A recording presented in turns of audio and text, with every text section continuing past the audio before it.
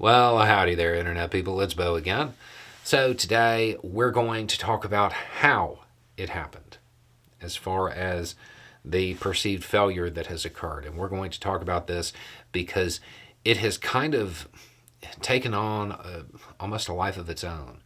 And it's become evidence that there's more to it.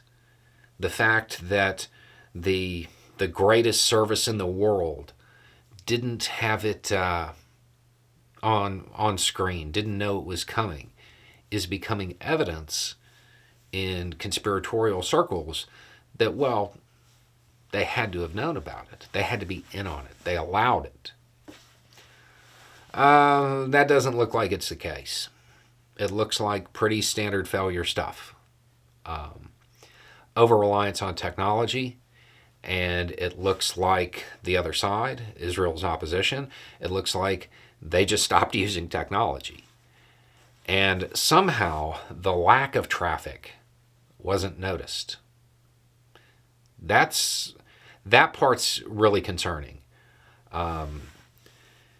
If your primary source of information is surveillance, electronic surveillance of different kinds, and then suddenly there's a drop in traffic and you're not really getting anything, that shouldn't be taken to mean that, well, everybody stopped.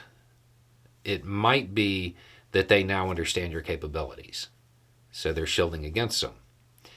And that definitely seems to have occurred. You are talking about hundreds, maybe thousands of people who knew about this, and none of it was apparently picked up.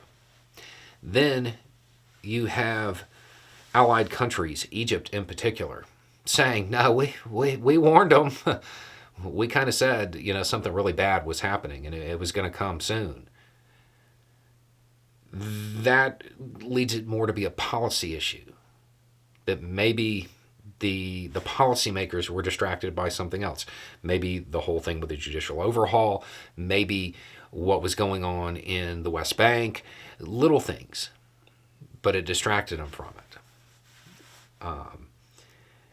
The key element here is probably something very similar, and it's the reason the U.S. had an issue on the 6th: bias.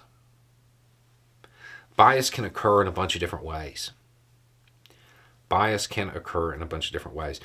the 6th, there were tons of warnings that something like that was coming. We talked about it on the channel, right?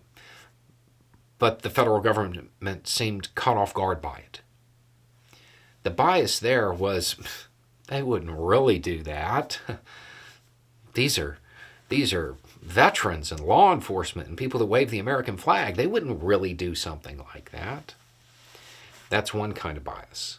Another is the assumption that, well, those people over there, they're obviously bad. We have to keep an eye on them. And that may pull resources from other places.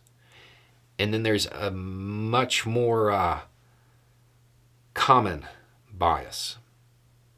Our opposition, we got them. There's no way they could pull off something that sophisticated. What was the first question most people were asking? Who planned it for them? Because the assumption is that their opposition, well, they couldn't do that on their own. And it's odd because that bias kind of runs counter to, well, all of their history.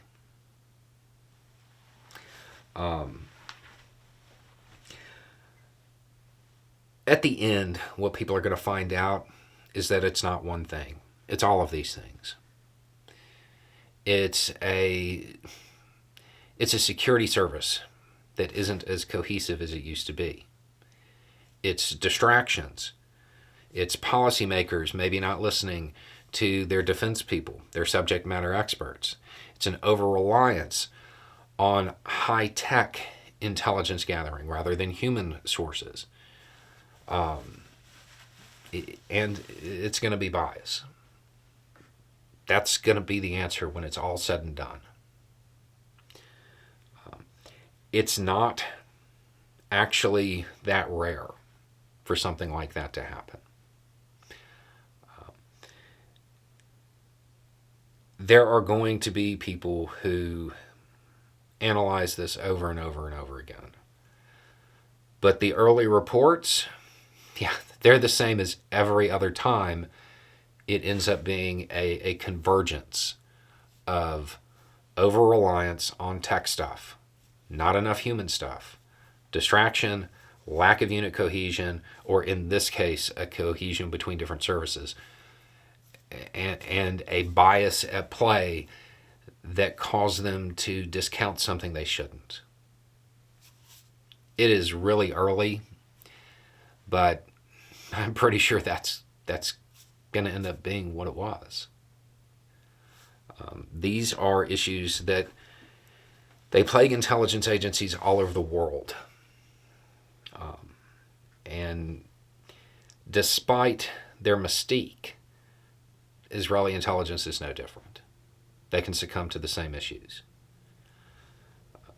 I wouldn't use them getting caught off guard like this as evidence that they knew and allowed it. Because that, again, that's where that's kind of going, and that doesn't seem to be the case. As far as something I can see as an actual failure on their part that isn't contributed to by policymakers, if they didn't notice that the electronic traffic was different, that what they were picking up from their electronic, and when I'm saying this, I mean signals intelligence, a bunch of different kinds, but high-tech intelligence. If they didn't notice that what they were getting from that was in smaller quantity or lower quality, that's a failure. It seems really unlikely that they had all of these people who had to be in the loop on this also broadcasting false traffic for them to pick up, so the volume would have been different. That's a failure. The rest of this, it's on the policy side for the most part. But we'll wait for the official report, but I would imagine that the summary is going to be pretty close to that. Anyway, it's just a thought. Y'all have a good day.